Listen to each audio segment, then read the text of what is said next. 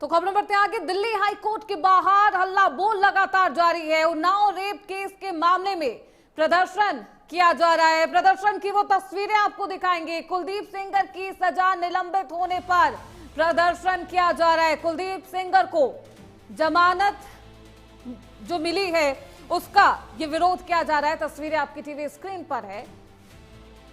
पूरा परिवार और महिलाओं का सपोर्ट है। उन्नाव की उन तमाम महिलाओं को तस्वीरें आपको दिखा रहे हैं। इस पूरे मामले पर लोग भी बेहद आक्रोशित हैं।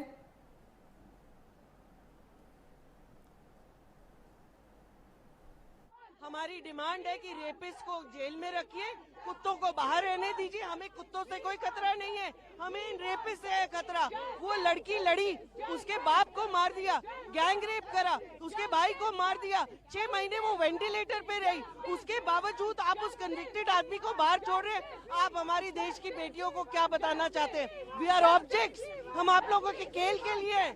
बिल्कुल पूरा देश खड़ा होएगा। आज हम लोग बहुत प्रताड़ित हैं। आपने निठारी केस में उसे बाहर छोड़ दिया, रेपिस्ट को बाहर छोड़ दिया।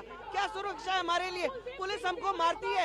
इंडिया गेट पे 3 लोग बैठे थे पीड़ित के साथ। आपको पता ही है पूरी हिंदुस्तान की महिलाएं कितनी आहत हैं कि एक रेप पीड़िता, गैंग रेप पीड़िता के बलात्कारी को की सजा को खत्म कर दिया गया।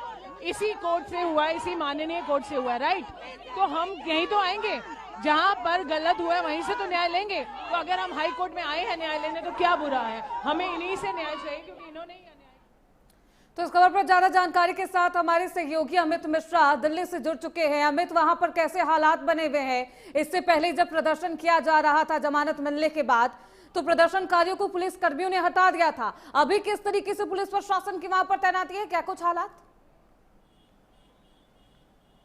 जी बिल्कुल श्रुति, आपको बता दें कि इसी हाईकोर्ट के डबल बेंच ने, जिसमें जस्टिस सुब्रमण्यम प्रसाद और जस्टिस हरीश वैद्यनाथन की बेंच ने ये फैसला सुनाया था, जिसमें उनकी सजा को निलंबित किया गया था, जो कुलदीप सेंगर को दी गई थी। जो 20 दिसंबर 2019 को ये सजा जो है वो सुनाई गई थी, जिसमें आईपीसी की धारा के 376 और पॉक्सो एक्ट के तहत इनको उम्र कैद की सजा और 25 लाख रुपए जो जुर्माना है वो सुनाया गया था। इसी फैसले को लेकर के जो है वो निलंबन किया गया है और उनको जमानत दे दी गई है, जिसमें 15 लाख मुचलका जो है वो उसके साथ तमाम पाबंदियों के साथ उनको जमानत दी गई है। इसी कोर्ट के सामने अब महिलाएं और जो पीड़िता के पक्ष के लोग हैं वो जमकर नारेबाजी कर रहे हैं। इससे पहले भी ये लगातार विरोध कर रहे थे, जबकि दिल्ली पुलिस ने इन्हें इंडिया गेट से उठा लिया था। उसके बाद फिर इनकी मुलाकात राहुल गांधी से भी होती है, लेकिन उसके बाद भी कोई बात जो है वो नहीं बन रही है। और इसी को लेकर के अब ये हाईकोर्ट के सामने है। हालांकि इस भीड़ को देखते हुए वहां पर पुलिस जो है वो मौजूद है और लगातार समझाने का प्रयास जो है वो किया जा रहा है, लेकिन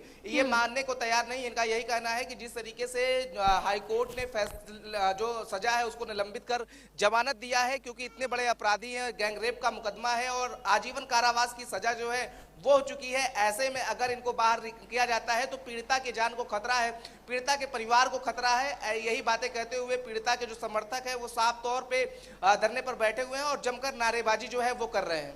बिल्कुल, अल्लाह बोल की तस्वीरें आपको दिखा रहे हैं। वापस लौटूंगी अमित आपके पास, लेकिन क्या कुछ बयान इस पूरे प्रदर्शन के दौरान सामने आई वो आपको सुनवाते हैं। आरोपी को मिल गई है तो इनकी बेल खारिज की जाए। यूपी सरकार, दिल्ली सरकार से हमारी यही मांग है। हम सुप्रीम कोर्ट का दरवाजा खटखटाएंगे। हमको यहाँ पे भरोसा हट गया, हाई कोर्ट पे। सुप्रीम कोर्ट का दरवाजा खटखटाएंगे, हमको न्याय मिलेगा। न्याय का भरोसा है। मेरे वकील जाएंगे, सुप्रीम कोर्ट जाएंगे, वहाँ पे नहीं मिलेगा, दूसरे देश में जाएंगे, पर हमको भरोसा है कि हमको न्याय मिलेगी। हमको न्याय मिलेगी, इनकी बेल कैंसिल होए और मेरे पति का जितने दोषी है सबको फांसी की सजा होना चाहिए। मुख्यमंत्री जी, योगी जी को, सबको एक खबर जा रही है, उनको सीधा फांसी होना चाहिए सबको।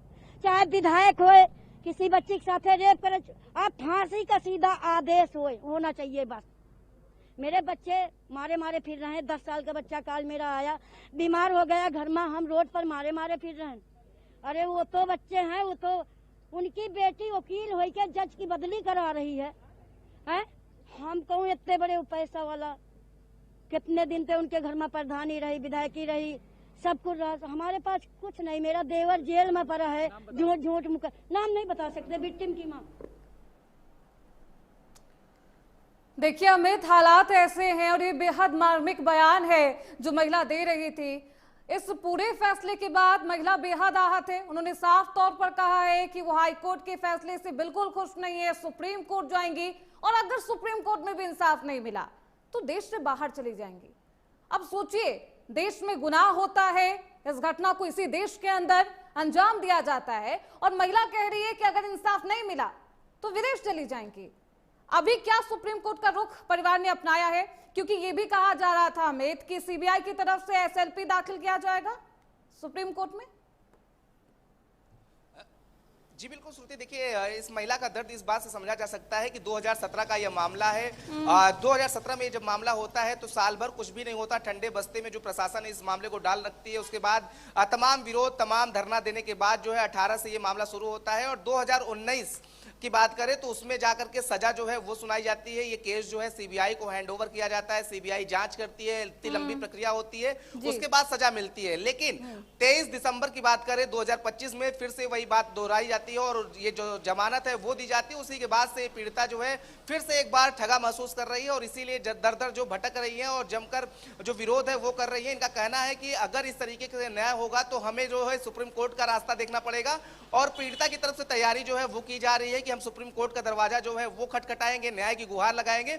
लेकिन यही बात सामने निकल के आ रही थी कि सीबीआई जो है वो भी एसएलपी जो है वो दाखिल कर सकती है, लेकिन अभी तक सीबीआई की तरफ से कोई ऑफिशियल वर्जन जो है वो नहीं आया है। लेकिन पीड़िता बार बार सुप्रीम कोर्ट जाने की बात कर रही है और पीड़िता अभी तक जो है वो सीबीआई के ऊपर भी सवाल खड़े कर रही थी कि सीबीआई जो है कहीं ना कहीं हीला हवाली कर रही है। लेकिन फिलहाल अगर बात करें तो अभी सीबीआई की तरफ से ऐसी कोई ऑफिशियल वर्जन नहीं आया है कि सीबीआई जो है बिल्कुल अमित, ऐसे में देखना बेहद अहम होगा कि साल 2017 के इस मामले में क्या 2025 का, क्योंकि ये अंत है, 2026 तक भी इंसाफ के दरवाजे पर ये पूरा परिवार पहुंच पाता है या फिर नहीं। बहुत शुक्रिया अमित मिश्रा आपका इन तमाम जानकारियों के लिए। खबरों बढ़ते आगे। मुंबई में बाबा सिद्दीकी हत्याकांड से जुड़ी एक खबर है।